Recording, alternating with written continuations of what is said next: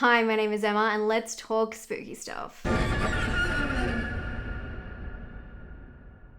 Hi friends, welcome back. I was not going to do a video on this film, although it was highly anticipated and I spoke about it briefly in a past video about being excited about it. I knew it wasn't fully horror or even completely thriller. I feel like it's a drama thriller.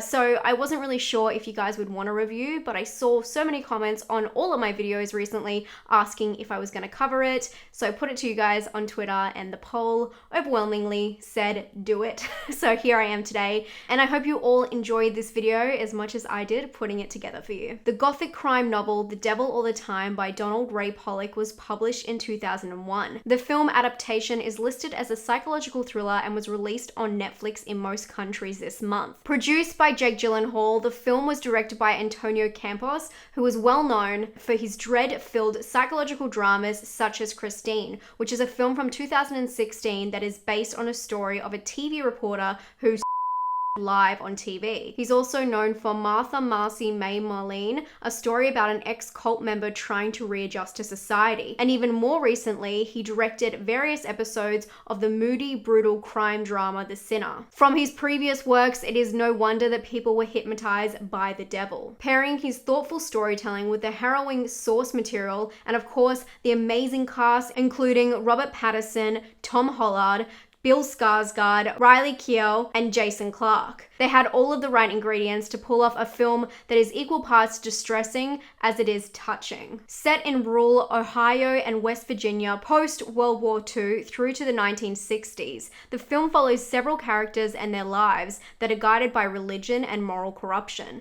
As I said, the film follows key characters as their storylines weave together. But for me, Tom Holland is a lead character for the majority of the film, and throughout he is used as the cause and effect of everything around him. The film truly shows why he is who he is and why he becomes who he was meant to be. I expected the film to be tense and creepy, but something I did not expect from the film was the brutal horror moments. I felt like this was really interesting because some of the scenes and what they show have really graphic details and are quite shocking, while in other parts of the film, the tension between the characters builds in such a way that the violence somehow seems justified.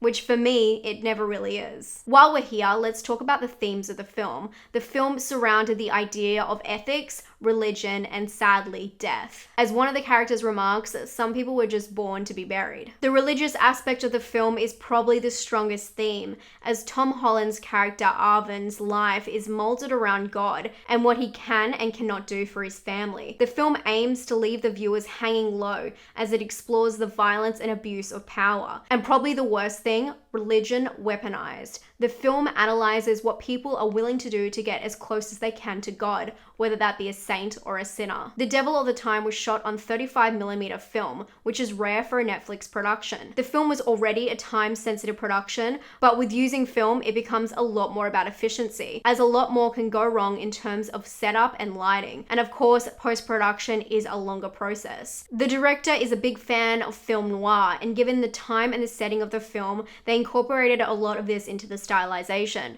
utilizing the grittiness of the daylight and the moody contrast of the night scenes. But the grading of the film felt on the cooler side, like there was always a stirring tension underneath. This created an overall feeling of a cold film, never allowing the characters to feel safe in their surroundings. Something that I picked up that could be totally unintentional is every time there was a warmer color presented in the film, whether that be something someone was wearing or something in the background, it appeared when there was someone who was good in that scene. It was almost like a signal of safeness. For example, like a mother caring for her baby or the comfort of a cherry pie. This wasn't always the case, and of course, when there is a bluish or cold tone to a film, when there is little aspects of red, it really pops and makes you notice it more, but also it's just visually pleasing as a pairing. Back to the storyline, interesting enough, the feedback for this film, it was criticized by critics and publications for having a lack of direction. IndieWire said that this film was a misfire and a sweaty mess from start to finish. But for me, I feel like this completely missed the idea idea of how original the bigger picture was. Campos films have always had a stirring vibe to them, and although they're mostly guided by a dark, character-driven story, they're usually surrounded by moments that make them feel real and human. And this film reflects that. The dark, graphic scenes are surrounded by soft moments that allow you to really understand and sink into the characters.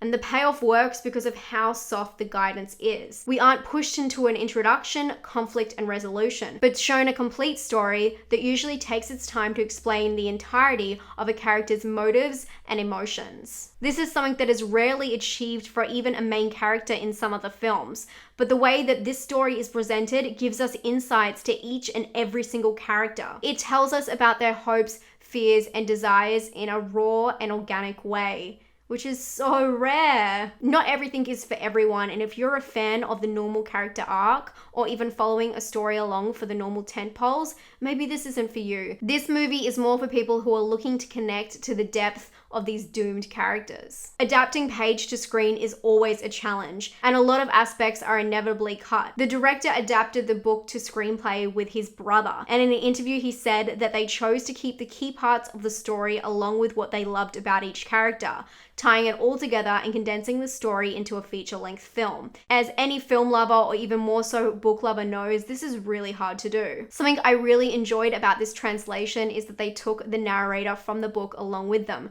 who was actually voiced by the author himself. How and why people from 2 points on a map without even a straight line between them can be connected is at the heart of our story in Knock 'em Stiff. We see a lot of films fight their source material and struggle to readapt the story without the introduction which sets the scene. I think using a narrator was logistically very clever, but also elevated the film by giving it a theatrical setup. We now know that the story before us is going to be a long and twisty tale, one that transcends time. We're not dumped into the middle of a story. This isn't a slice of life. We're expected to look at the larger picture. This film is non-linear, and it shows its cards when it's ready, because the past and the present have to be seen in whole to realize the true nature of the message, which is some people are just fighting the devil all the time. In conclusion, I personally believe that this is an amazing adaptation, and if anything, it kind of gives proof that when the right director is able to convey the work with the original tone, magic happens, and book to movie can be done right. Tom Holland really won me over with his portrayal of how a man was built and how his unfortunate circumstances dictated in the way he connected to the world. Sure, the film doesn't hit the same points as many other Journey films do, but it does so in its own sinister way. One that may leave an unsettling feeling with you long after the credits roll.